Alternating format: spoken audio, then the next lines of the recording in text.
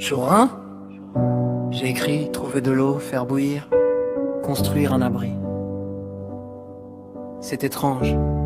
Plus j'écris comment survivre dans la forêt, plus j'ai l'impression d'essayer de survivre à autre chose. J'ai pris la route avec mon vieux sac sur le dos, quelques vêtements, 3 couteaux, une lampe pour les nuits trop noires et dans la poche un peu d'espoir.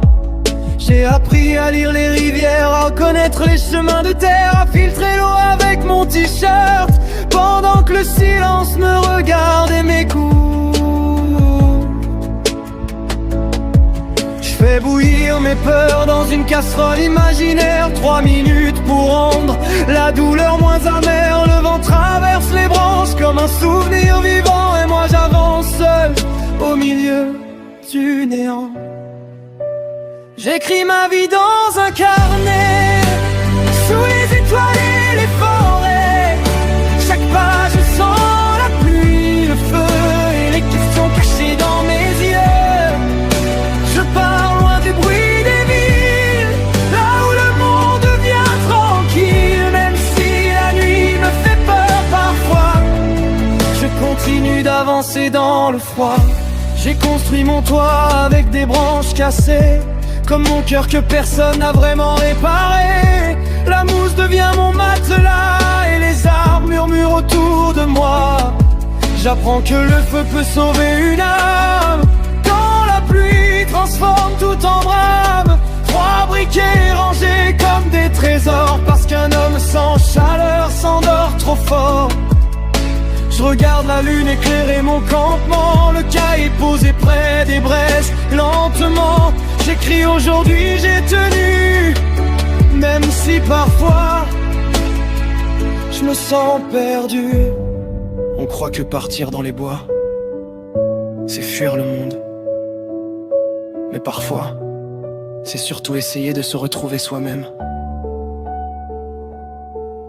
Il y a des nuits où le silence fait du bien, et d'autres où il devient immense. Alors j'écris encore, toujours, pour laisser une trace de ce que je deviens.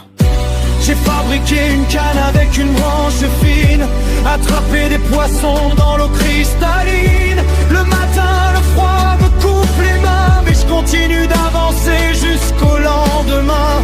Mon doudou caché dans le fond du sac, comme un souvenir avant les craques. Parce que même quand on veut devenir fort, on garde tous un morceau d'enfant quelque part.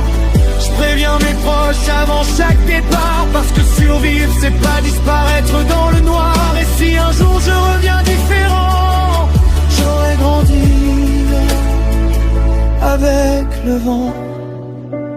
J'écris ma vie dans un carnet, entre la pluie et les forêts. Chaque mot devient une rire mère, quand la solitude devient trop sévère. Je voulais tester mes limites, voir jusqu'où mon cœur résiste, et peut-être qu'au bout du chemin, je finirai par me trouver enfin. Jour après jour, la forêt change les hommes, pas avec des miracles, avec le froid, le silence, le feu, la pluie, et toutes les vérités qu'on entend enfin, quand plus rien ne fait de bruit.